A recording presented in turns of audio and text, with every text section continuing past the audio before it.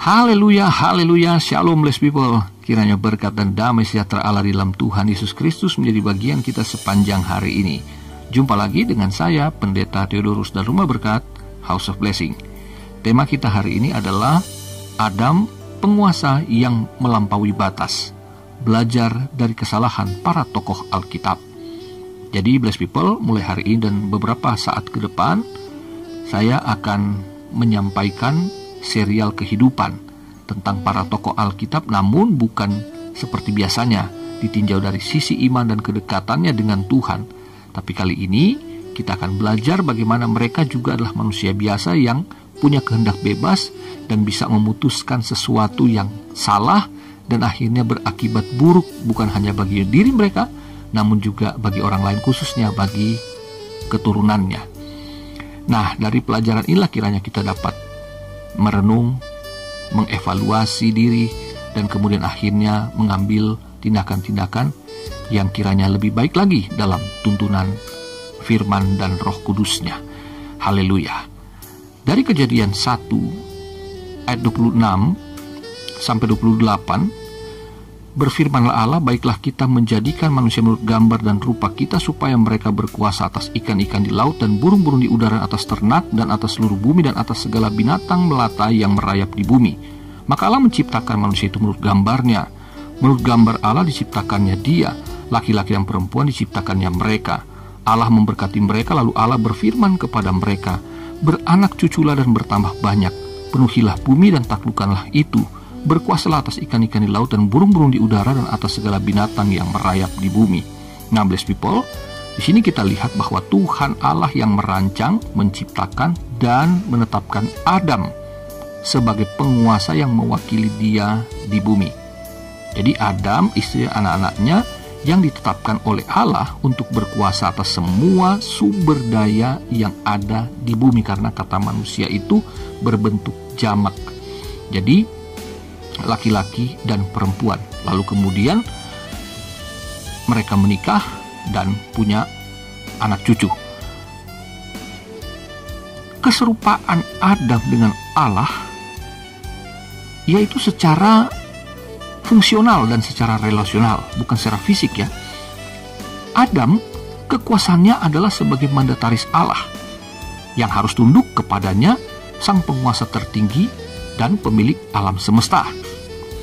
Adam ditempatkan di Taman Eden untuk mengusahakan dan memelihara taman itu, Kejadian 2 ayat 15. Jadi Adam sang penguasa diberikan tugas dan tanggung jawab dari Allah, yaitu tugas yang besar dan mulia di mana ia ditempatkan di sana oleh Allah. Namun demikian saudaraku, Adam meskipun sebagai penguasa tetapi dia diberikan batasan oleh Allah. Yang pertama, kekuasaan Adam hanya ada di Taman Eden. Kuasa mengelola bumi secara keseluruhan tentu tidak dapat dilakukan oleh Adam sendiri, yang terlalu luas, bukan?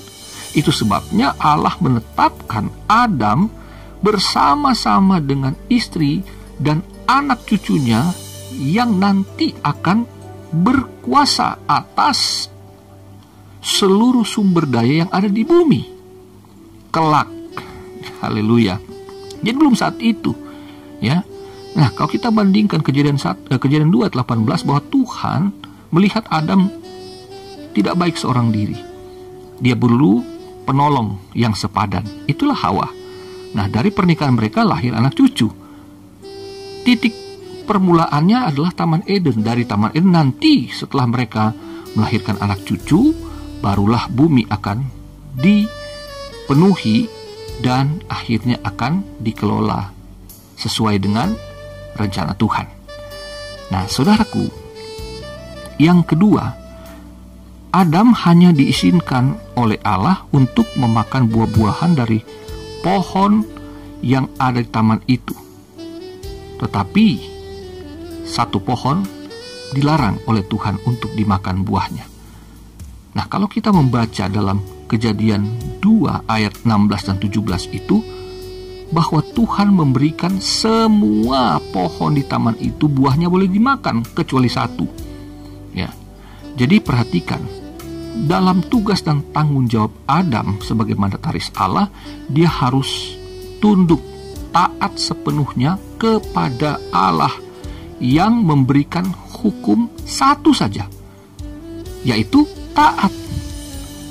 Taat untuk memakan apa yang dihasilkan oleh pohon-pohon, dan taat untuk tidak memakan apa yang dihasilkan oleh pohon pengetahuan yang baik dan yang jahat. Simple, hukumnya hanya satu. Taat. Itu aja sih. Nah, saudara, dengan demikian Adam diberikan kuasa. Ya, melalui pembatasan tadi kita dapat melihat bahwa Adam diberikan kuasa oleh Tuhan Allah untuk mengelola Taman Eden, bukan untuk memiliki tamannya.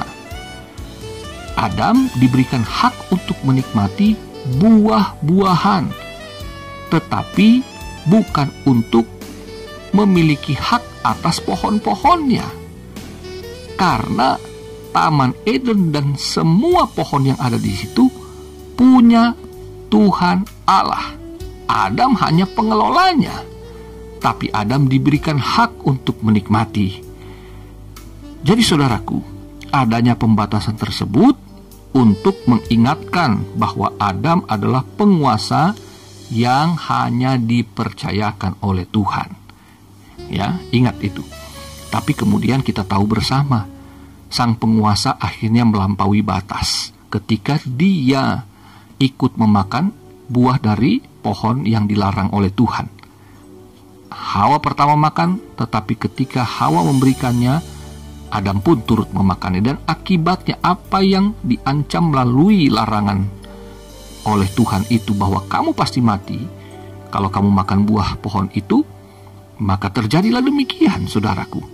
Dan akibatnya bukan hanya Adam yang mati karena dosa, tapi seluruh keturunan Adam sampai kepada kita hari ini turut merasakan hal yang sama. Dan Adam akhirnya terusir dari tempat yang Tuhan Allah percayakan dan tidak boleh kembali lagi. Dan Adam memang tidak pernah dapat kembali. Nah, saudara yang terkasih, pelajaran apa yang dapat kita ambil dari sini? Bahwa kehidupan kita telah Tuhan tetapkan, bahwa setiap orang memiliki kemampuan untuk berkuasa, karena memang kepadanya diberikan kuasa. Tetapi ingat, kuasa yang diberikan adalah untuk mengusahakan, untuk mengelola apa yang Tuhan tetapkan baginya. Ya, ingat, Adam hanya dibatasi Taman Eden. Jadi kita juga kalau bekerja, saudaraku, jangan pernah merasa bahwa kita bisa mengerjakan segala sesuatunya di perusahaan kita, di tempat kita bekerja, di tempat usaha kita, dimanapun. Ingat saudaraku, bahwa bumi harus dikelola secara bersama-sama. Demikian juga dengan tempat pekerjaan kita. Jangan jadi one man show, merasa yang paling tahu, paling bisa, paling benar. Tetapi kita sesungguhnya membutuhkan orang lain, sehingga kita akan lebih efektif dan efisien dalam bekerja. Karena ketika kita semua harus berpusat pada kita menjadi orang yang sentralistik, maka kita adalah penguasa yang melanggar batas.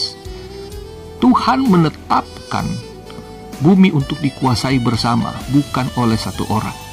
Ya, dimulai dari satu orang. Ya, orang bisa mendirikan perusahaan, tetapi kemudian akhirnya dia butuh juga karyawan untuk membesarkan perusahaannya, bukan? Nah, demikian juga dengan kita, harus belajar demikian, saudaraku.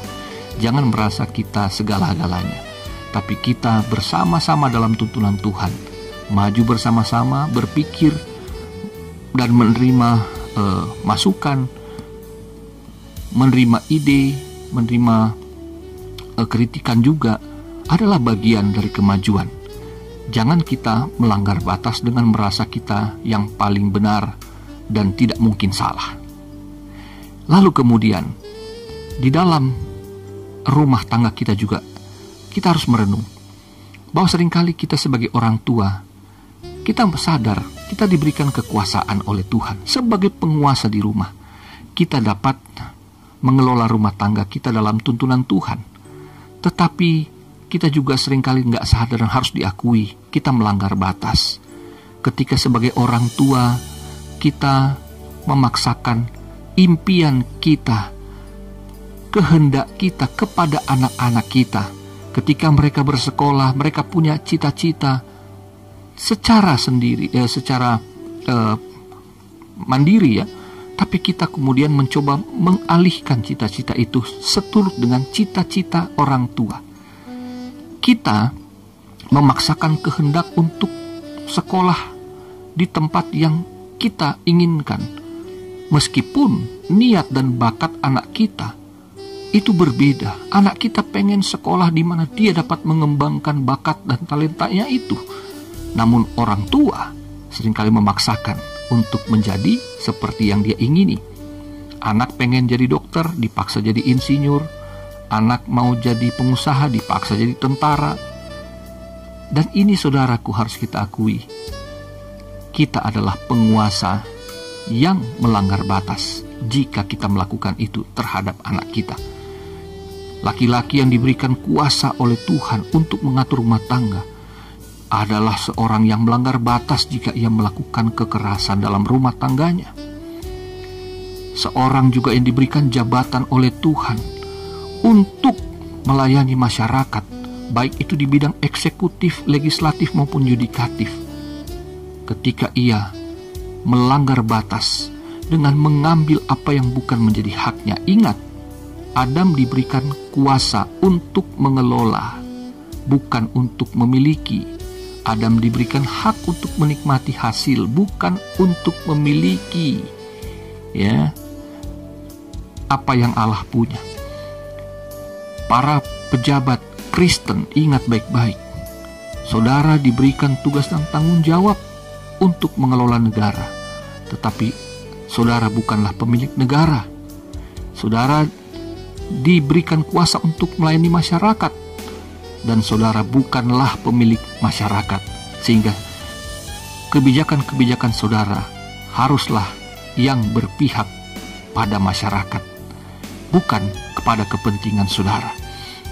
Saudara diberikan kuasa oleh Tuhan untuk memakmurkan masyarakat, bukan untuk memakmurkan diri sendiri. Ingat, jabatan kekuasaan diberikan untuk dapat dinikmati hasilnya, tapi bukan untuk melampaui batas dengan korupsi, karena itu bukan hak saudara.